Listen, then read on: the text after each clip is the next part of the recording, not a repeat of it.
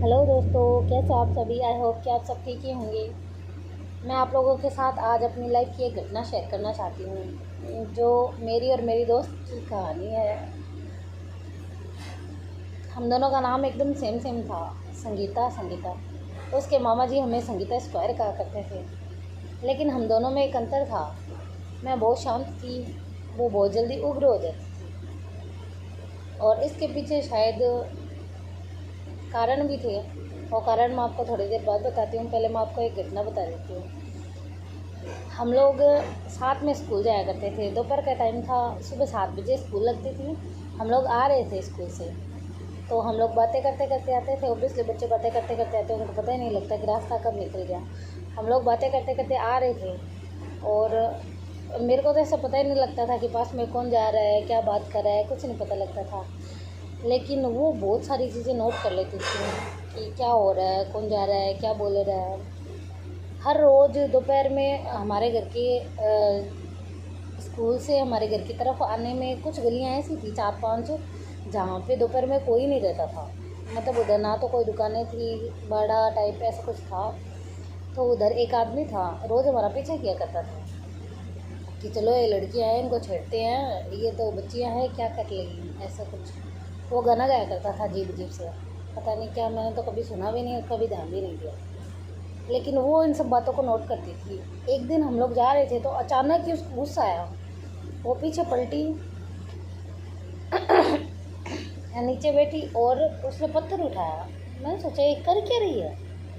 फिर उसने इतनी गंदे तरीके से और इतने भयंकर तरीके से, इतना गुस्सा और एक गाली के साथ, जो मैं अभी नहीं बोल सकती, उस आदमी के पीछे भागी वो पत्थर लेके कि रुक, तेरे को तो मैं बताती हूँ। वो आदमी जो भागा, सच में वो आदमी कभी भी दोबारा दिखाई नहीं दिया।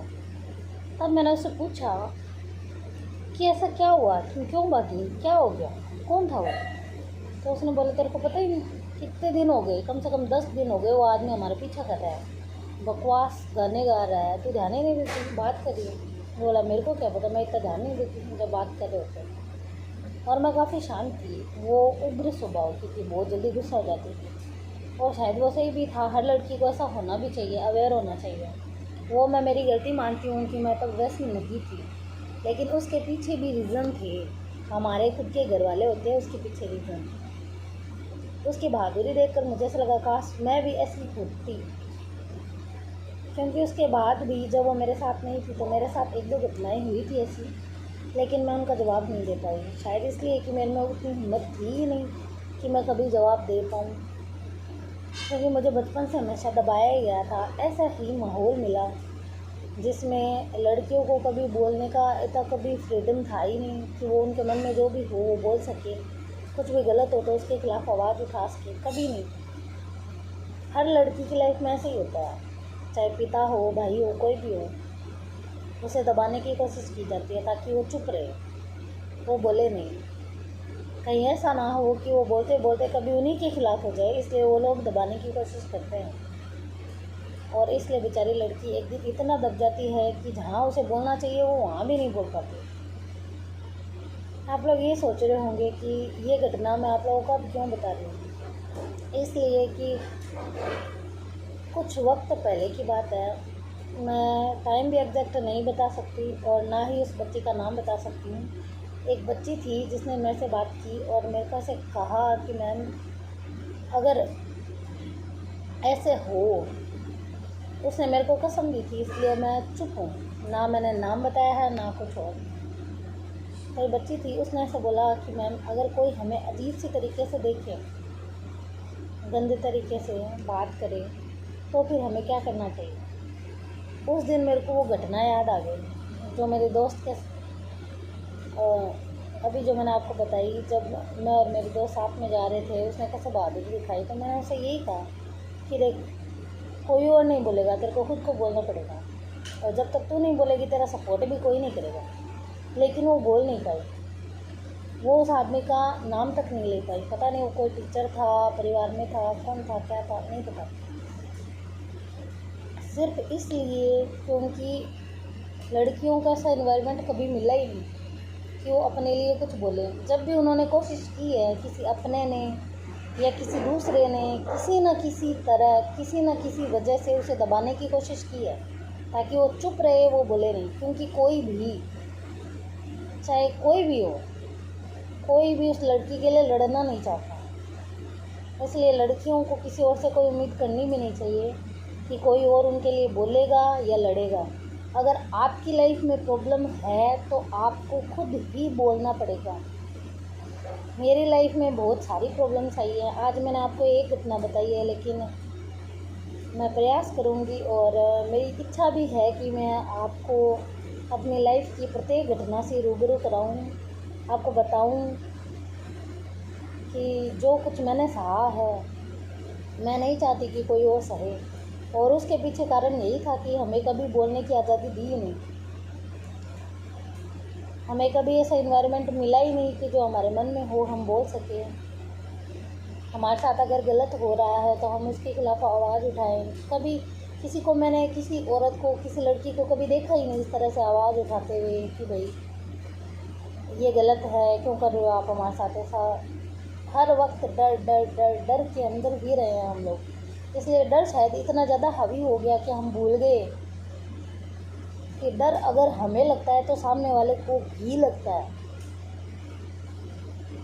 क्या होगा, क्या नुकसान हो सकता है हमारा? ज़्यादा से ज़्यादा कुछ भी नहीं। जितना हमारा नुकसान हो सकता है उतना उसका भी होगा।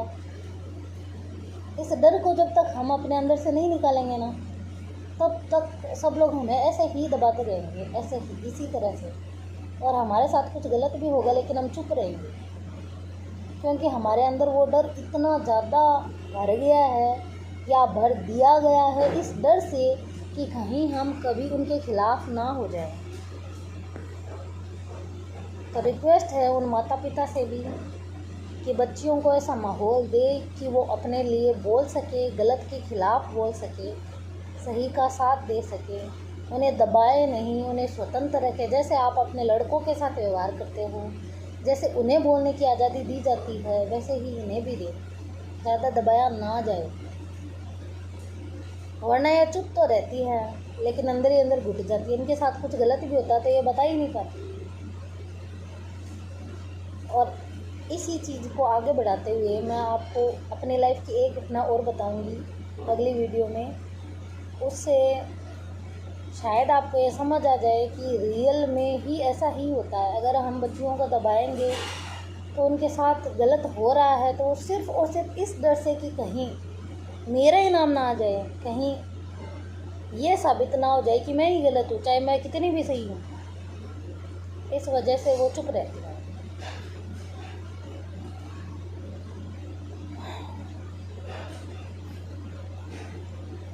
नहीं पता कि कैसे रिएक्ट करूँ, क्या कहूँ, पर रिक्वेस्ट है कि प्लीज़ लड़कियों को थोड़ा खुला माहौल दें, उन्हें डराए नहीं, उन्हें दबाने की कोशिश ना की जाए। और लड़कियाँ प्लीज़ किसी से उम्मीद ना करें कि कोई भी आपको दबाने की कोशिश नहीं करेगा, डराएगा, दबाएगा। पर अब बस बहुत होता है। अपने लिए खुद को ही खड़ा होना पड़ेगा। कोई कितना भी कुछ भी करे, किसी से ना तो उम्मीद रखनी है और ना ही किसी के आगे झुकना है, जब तक कि आप गलत ना हो। गलत हो, सॉरी कहो, गलती को सुधारने का प्रयास करो। Thank you.